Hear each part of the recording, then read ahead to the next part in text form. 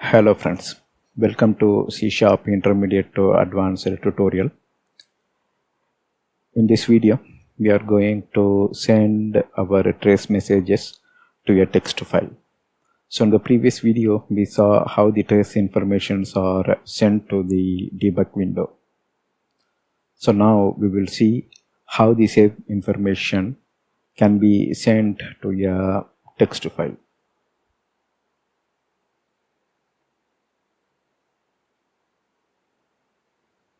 So these are all the preview of our previous parts.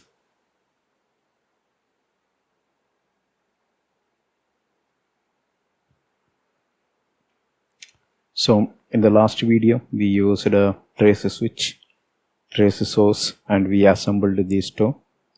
Then using the trace information, we sent the application messages to the debug output window.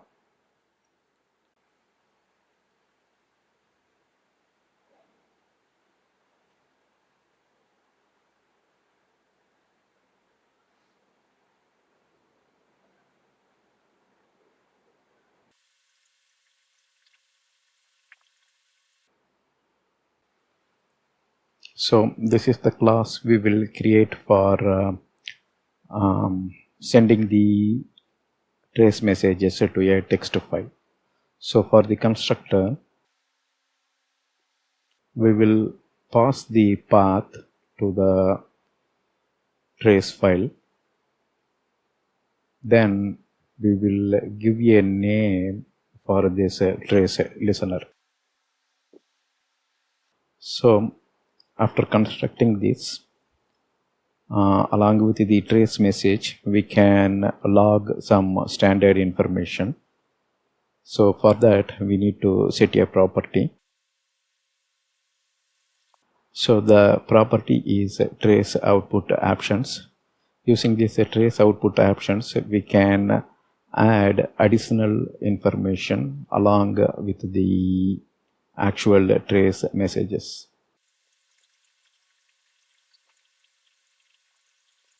So the constants are timestamp.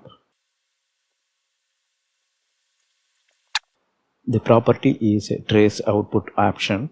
So that's the property of TextWriterTraceListener, and we can set this property with one of these value from the enumeration constant trace option, timestamp. So as the name suggests, it will log the timestamp information, date time, so we can log date and time both. Then process ID of the process, and the thread ID. So in this example, we are going to use thread ID, and we will use timestamp. So you can try all these options also. So when a message is printed in the text file, it will print all these options. So here we picked 1 and 2. 1 and 2 will be written to the text file along with the trace message, whatever we are sending through the trace source. So this is how the text file will be written.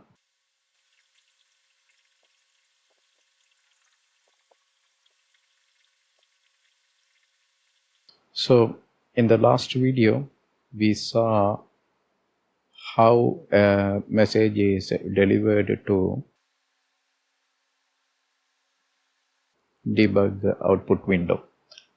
Now in this video, we will see how we can deliver the message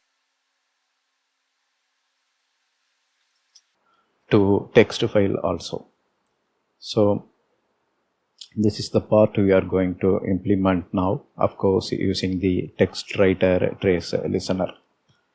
So as this debug output is the default, we doesn't create this listener, but a text file is not a default. So we have to create this listener then we should add this listener to the trace source. So from trace source, we can make a call to add method and add the listener. So we can simply add the listener once it is constructed. So if we want to remove, we can make a call to the method remove. And when we are creating the listener, the time we are giving a name, right? So that string name we can give here, so that the text listener will be removed from the trace source. So that means once you remove, then this is gone and the message will be delivered to default debug output. Once it is added, the message will be delivered to text file also. So if you remember, our application contains a toggle button, right? So one toggle button is for text file. So you can toggle on and off. So once you toggle it on, then this path will be allowed. Once you remove, then it will get delivered to debug output only. So when you turn it on, the message will come here, and from here it delivered to both debug output as well as a text file. Alright, now let's go to the implementation detail.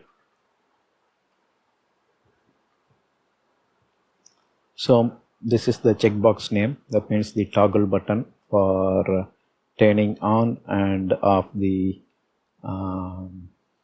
text file listener. So we check this checkbox check state when it is in checked state. Then here we have to create the listener and attach it to the source. And if you see here, the class what we are using is TextWriterTraceListener. After that, here we declare then the actual instance here we are creating. And if you see, the path is on a C drive TraceLog. So if we get any error, then we will move the path to C drive temp. Sometimes writing it in C root needs a special permission, so you can make use of a C drive temp. And this @ symbol is a verbatim string, so that you don't need to worry about the escape sequence for this slash. Alright, and so this is the first parameter. We specified the path as explained in the slide. Then we give name for our listener. So the listener name here, what we are giving is a text trace listener. After that, using the trace output option, and you can see the enumeration coming into picture, we are appending timestamp and thread ID. So that means when a file is created, we will get timestamp as well as a thread ID.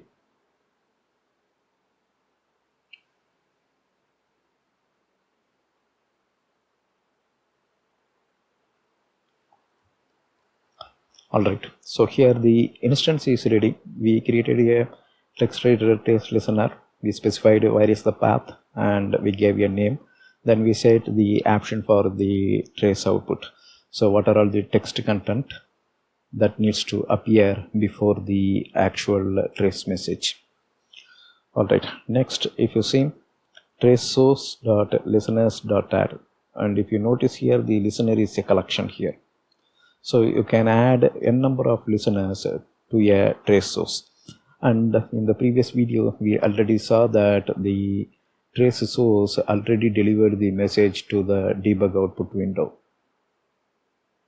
So now, since we added a text listener, now this will deliver the same trace message to a text file also.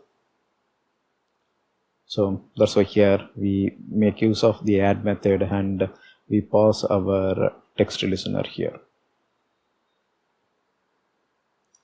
Alright, so this is when the toggle button is turned on. That means here it is in checked state. So when user turn it off, we make use of the remove method, trace source, listeners collection, remove, and whatever we used here during the construction time. So the same name here we are giving. So this will identify the listener and remove it.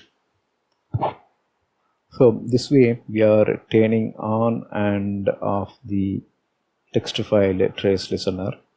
So using this toggle button action. Alright, now it is demo time. Let's go ahead and implement this. So this is our form, and now we are going to implement this file log stuff. Let me go to properties, then I will switch to event, then I'll double click here on the checked changed handler.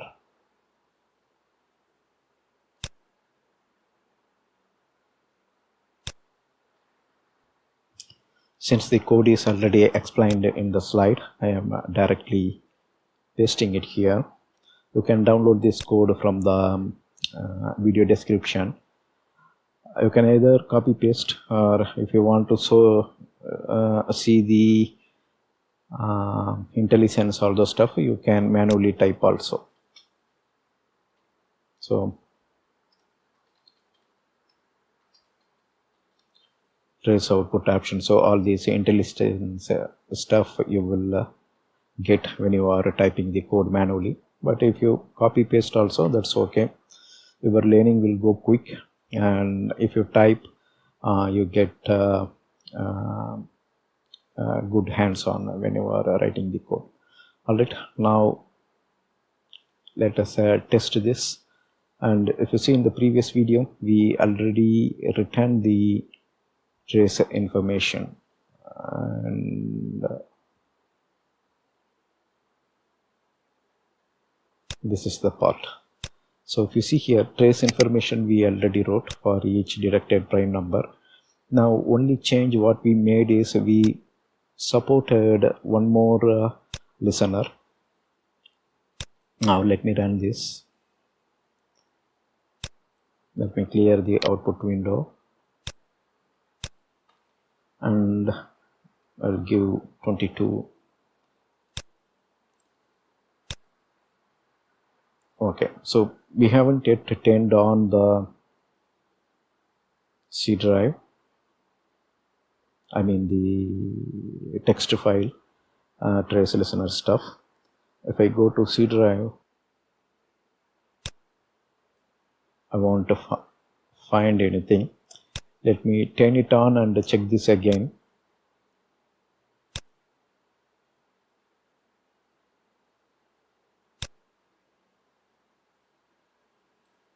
So the file is not written here. Now we will go ahead and change this location to temp.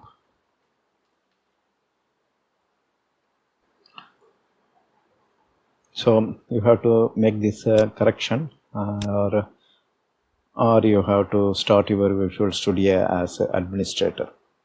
Alright, here I changed the code so that the directory will be C temp, and inside that we are creating the trace.log. So this is the path we are giving.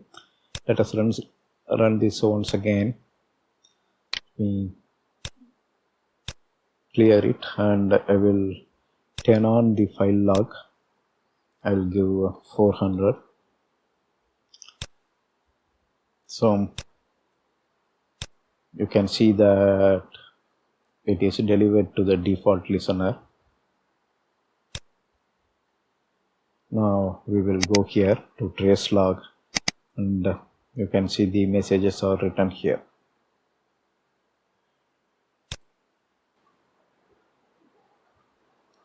So now, just now you saw how the message is delivered to both debug output window and text file. Thank you for watching. Bye.